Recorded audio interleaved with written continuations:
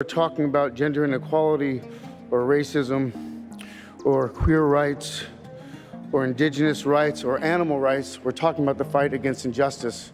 We're talking about the fight against the belief that one nation, one people, one race, one gender, or one species has the right to dominate, control, and use and exploit another with impunity.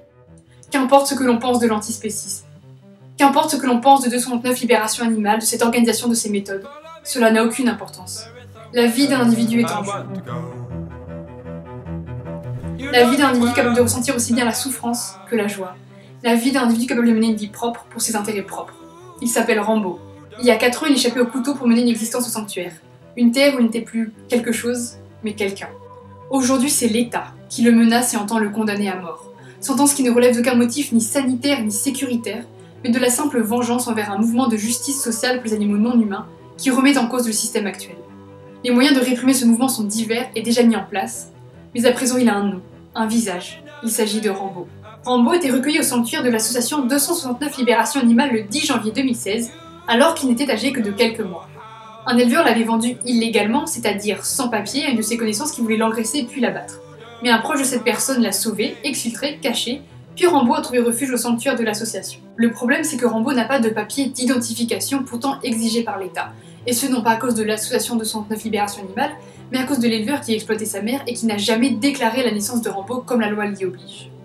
L'association a alors négocié avec la Direction départementale de protection des populations, DDPP de la Loire, où se situait le refuge. La DDPP étant le service de l'État chargé dans le département de la surveillance des élevages, de la traçabilité des produits et de la protection animale. L'association a ainsi obtenu un statut spécial lui permettant une identification malgré l'impossibilité de prouver ses origines, et ce en considération du fait que Rambo n'était pas destiné à la consommation humaine, mais bien à finir ses jours dans un refuge. Il a donc été bouclé par l'EDE, le service d'identification des animaux d'élevage, et a été castré. À l'été 2019, le refuge a déménagé de la Loire pour un meilleur terrain. Sauf que pendant ce déménagement, la DDPP a fait savoir que Rambo avait interdiction de quitter le département. Décision totalement incompréhensible et inapplicable puisque le refuge n'était plus locataire du terrain et devait donc partir avec tous les animaux. En arrivant sur le nouveau site à l'est de la France, l'association a sollicité auprès de la DDPP le statut particulier dont jouissait Rambo dans la Loire, ce qui lui est refusé alors même qu'il ne représente aucune menace. Pire encore, le mercredi 12 février, accompagné de 6 gendarmes, la DDPP vient remettre une mise en demeure de prouver les origines de Rambo dans les 48 heures sous peine d'abattage administratif, ce qui est absolument impossible puisque l'éleveur n'a pas déclaré sa naissance. Comme les 3 millions d'animaux qui meurent chaque jour en France dans les abattoirs, il est pourtant innocent. Innocent et rescapé, voilà qu'il devrait mourir.